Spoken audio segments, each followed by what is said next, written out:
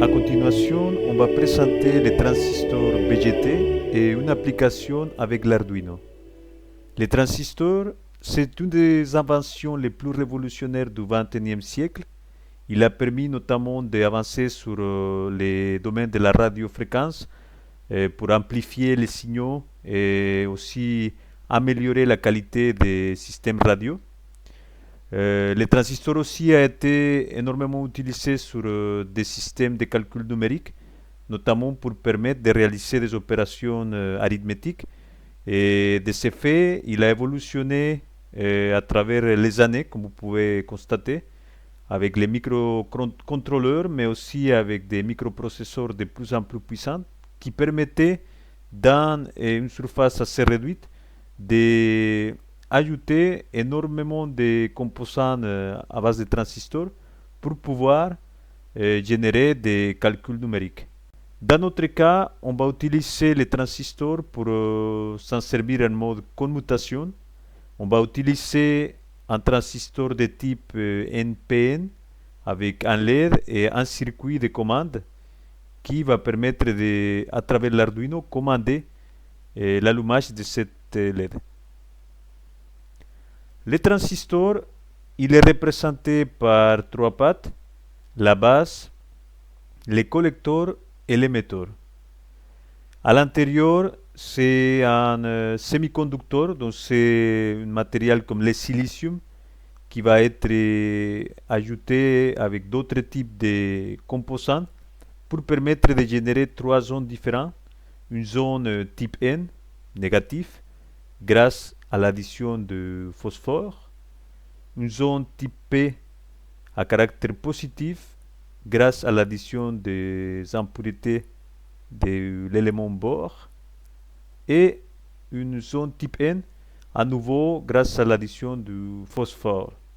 Alors, ce type de matériaux ils vont permettre, suite à une polarisation de la base, le passage du courant électrique de la base vers l'émetteur et par conséquent d'autoriser la circulation du courant entre les collecteurs et l'émetteur. À savoir, si on voit les transistors comme deux diodes qui sont inversés, on peut voir qu'il y a deux zones de polarisation, la jonction BC et la jonction BE. C'est-à-dire que cette composante permet de commander la circulation ou l'arrêt du courant entre les collecteurs et l'émetteur grâce au courant qui circule dans la base. Il existe différents types de transistors, le type PNP et le type NPN. Pour le type PNP, c'est exactement le même fonctionnement, sauf que l'essence de circulation des courants est inversée, d'où le nom de bipolaire. Et sur la partie jonction, on trouve toujours les deux jonctions BC et la jonction BE. Il y a différentes familles. Donc les transistors BGT, il peut être utilisé dans des applications qu'on appelle petits signaux, notamment pour amplifier des signaux qui proviennent des capteurs ou bien des niveaux de tension qui sont assez petites à fréquence basse pour pouvoir justement augmenter cette signal et pouvoir s'en servir dans d'autres étapes d'un circuit. Il y a une capsule métallique en surface ou bien traversant. On utilise aussi les transistors comme puissance, transistors de puissance, pour pouvoir être utilisés comme commutateur ou bien pour des amplifications qui demandent plus de courant supérieur à 1 ampère. Et on trouve dans ces transistors de puissance des plaques métalliques qui permettent de dissiper la chaleur en additionnant des composants pour dissiper. Il y a aussi des transistors à très haute fréquence, radiofréquence, on les appelle comme ça. Ils ont des formes différentes pour permettre de maximiser l'amplification des signaux à haute fréquence. Les transistors peuvent être utilisés dans différentes zones. Nous, pour notre montage, on va utiliser les transistors dans la zone de saturation, C'est-à-dire que c'est une zone où notre transistor travaille comme un switch. La tension entre le collecteur et l'émetteur va être proche de zéro. En effet, les deux diodes se trouvent polarisées en direct. Deux diodes qu'on voyait dans notre schéma des symboles. Dans cette zone-là, notre transistor il va permettre de faire passer le courant électrique entre ces deux pattes grâce au courant qui circule sur la base. Sur la zone entre le point B et le point C, c'est la zone caractéristique de l'amplification. Dans cette zone, on va obtenir une relation entre les courants de la base et le courant du collecteur qui va être déterminé par la constante bêta, donc bêta DC qui se trouve dans les notices du fabricant, qui permet de dire de combien de fois les courants va être amplifié dans ce côté du circuit. Là, il y aura une tension plus importante, comme on peut voir, mais un courant de base constante. Là, c'est la zone où on trouve la tension collecteur-émetteur qui peut varier, mais on garde la même intensité de courant sur la base. Au-delà du point C, c'est la zone de breakdown, donc dans laquelle si on continue à augmenter la tension, on peut risquer de détruire notre transistor.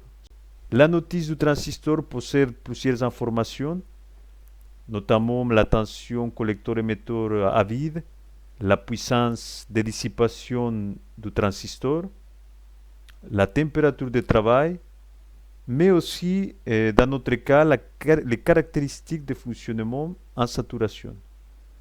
Donc, si on a des tensions en direct, on peut voir ici que pour un courant collecteur de 150 mA, il nous suffit d'une intensité de base de 15 mA pour pouvoir garantir une saturation avec un niveau de tension presque de 0, 0,3. Donc notre circuit va travailler dans la zone de saturation. On va utiliser un transistor NPN avec une résistance de 230 ohms pour permettre la circulation d'environ les 15 mA qu'on voyait ici. Donc c'est-à-dire que le courant qui va circuler sur le collecteur théoriquement pourrait être équivalent à 150 mA, mais étant donné qu'il y a une résistance et un LED, ça va limiter le courant aux alentours de 30 mA. C'est ce qui est tout à fait normal. Si on voit les calculs, on constate que les courants IB, intensité sur la base, est d'environ 16,21 mA pour une résistance de 230 ohms.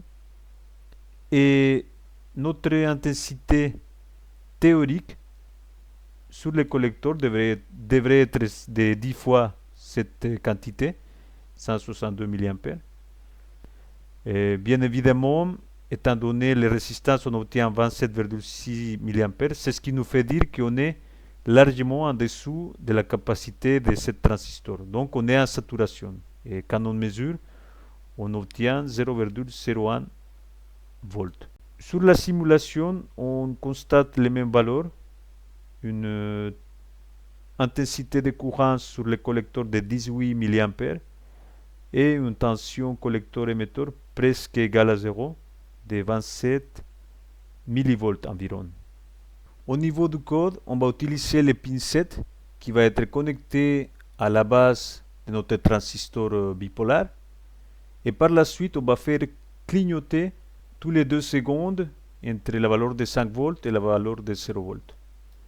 Comme vous pouvez constater, si on a une résistance de 230 ohms, là on a notre potentiomètre pour obtenir à peu près cette valeur, on peut constater que la tension entre le collecteur et l'émetteur c'est proche de 0 et on a une intensité dans la LED d'environ 30 mA. C'est ce qui le fait allumer correctement et clignoter suite à l'addition de 5 volts.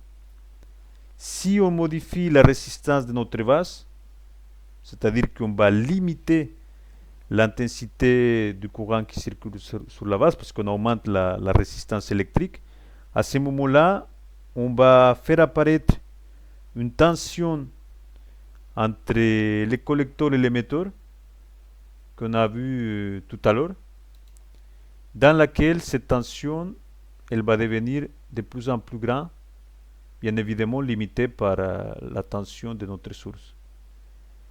Et pour notre cas, ça n'impacte pas du fait que notre système il consomme juste 30 mA, donc on arrive quand même à faire clignoter notre LED. Mais dans d'autres situations, quand ce n'est pas en commutation, ça pourrait représenter une diminution de notre intensité du collecteur. Donc voilà le montage de cette vidéo. Merci de votre attention et aux prochaines vidéos.